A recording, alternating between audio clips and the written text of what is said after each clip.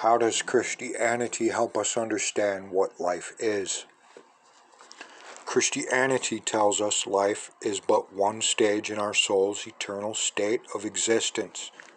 Christianity also tells us that the best guideline you can use to make decisions regarding actions you should take in life is love one another. Love does not imply you give everything away. Love does not imply you are to sacrifice your journey for that of others.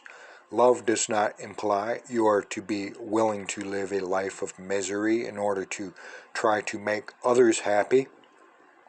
To do so is to imply that your journey is of no value. The statement that your life has no value has profound negative impact. To reduce the value of your life to a level below others is the first step in creating what is called hierarchy levels for life. And this notion, I would add, is probably one of the largest blunders that humanity has ever committed. Because that is the system in which we find ourselves in presently, 2021 AD.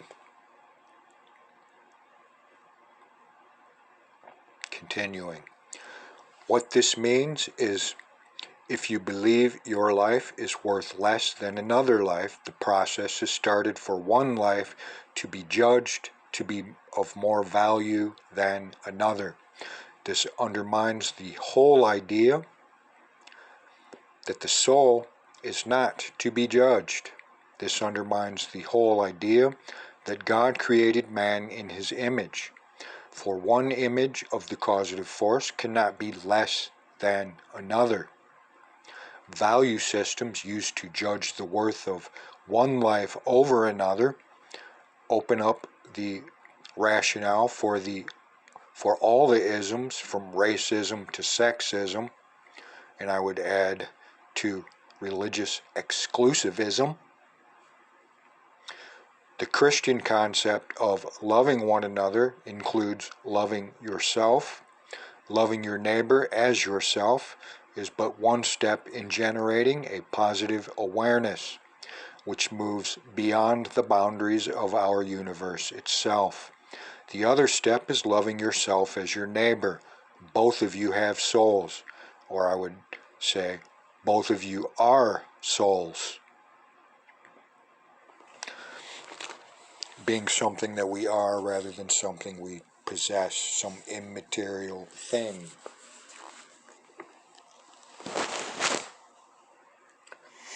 Actions are behaviors that affect life experiences of oneself and others, as Buddhists believe. What does this have to do with Christianity and love?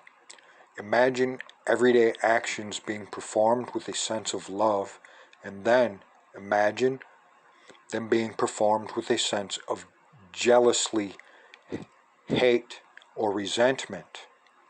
Love produces positive impacts that ripple through society and through the universe. Love acts to reduce suffering and impacts eternity accordingly. In this sense, Buddhists and Christians have much in common.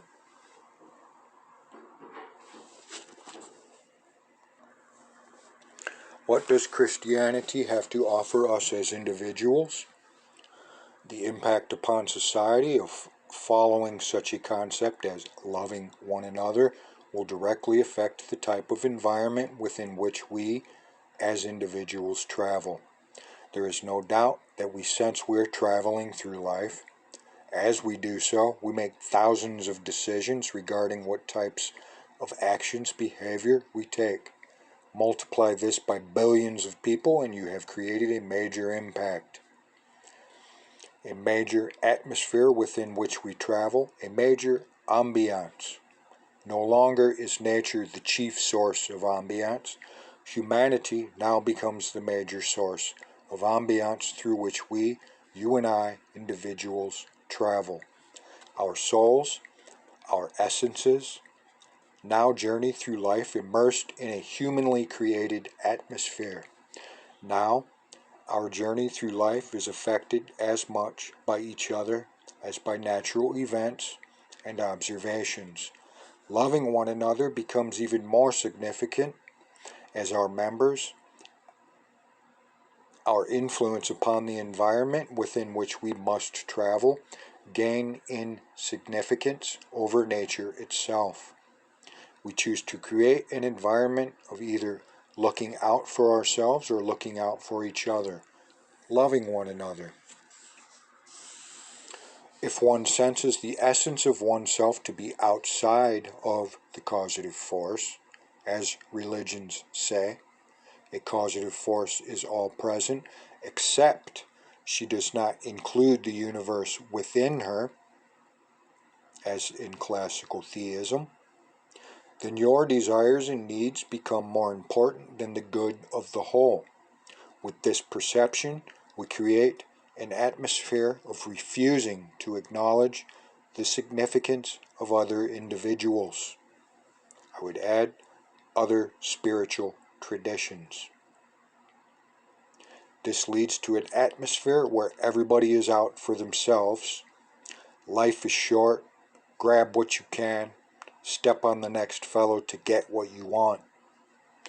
The smaller one perceives the causative force to be, the more acute this type of atmosphere becomes. A perception of the causative force being so small she does not exist, as in atheism, elevates a self-serving perception to its ultimate, ending in nihilism. Taking another leap of size, the causative force is bigger than the universe, but not big enough to include the universe. Classical, traditional theisms reduce the rationale for self-serving actions even more. On the other hand, by loving one another, what we are really doing is recognizing the significance of the individual, but this cannot be so unless we go beyond this eternity.